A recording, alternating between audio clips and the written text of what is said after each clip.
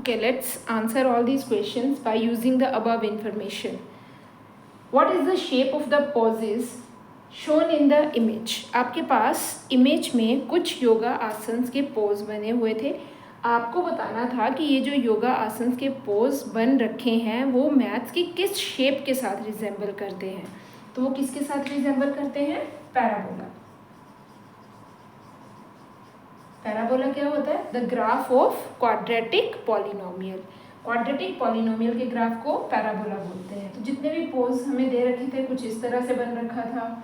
आप उसको ध्यान से देखेंगे तो कुछ इस तरह से बन रखा था. तो these are resembling to which shape? They are resembling to parabola. Okay, the next one is under what condition does the graph of the parabola representing the parabola px is equal to ax square plus bx plus c opens downward. आपने बताना था कि किस condition के under जो हमारा parabola है वो डाउनवर्ड्स ओपन होता है. हमारे पास दो तरह के पैराबोलास हैं क्लास 10th में. One is upward parabola and another one is downward parabola. आपने बताना है कि कौन सी कंडीशन होती है जिसके अंडर पैराबोला अपवर्ड होता है या डाउनवर्ड होता है. For upward parabola what is the condition? This is the standard form of quadratic polynomial ax plus bx plus c. Right, ये हमारे पास क्वाड्रेटिक पॉलिनोमियल की स्टैंडर्ड फॉर्म होती है.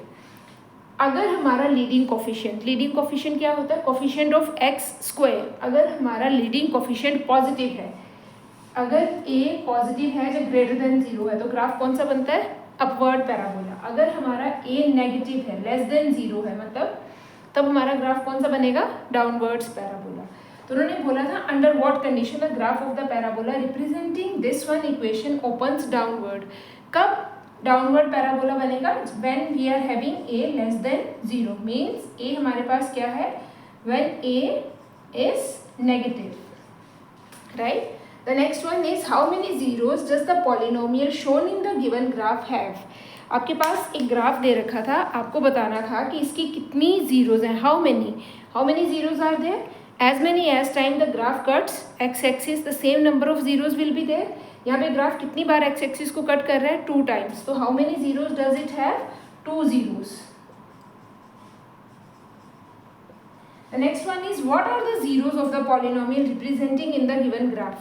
अब आपने बताना था इस पार्ट में कि हमारे पास जीरोस कौन कौन सी हैं. यहाँ पे बताना था कितनी है और यहाँ पे बताना था कौन कौन सी जीरोस हैं. The X coordinate of the point where the graph intersects X axis that is called the zero of the polynomial. Right. अब अगर आप इसको देखोगे तो ये ग्राफ इंटरसेक्ट कर रहा है -2,0 पे और यहाँ पे कर रहा है 3,0 पे. इस पॉइंट का एक्स कोऑर्डिनेट है -2, इस पॉइंट का एक्स कोऑर्डिनेट है 3.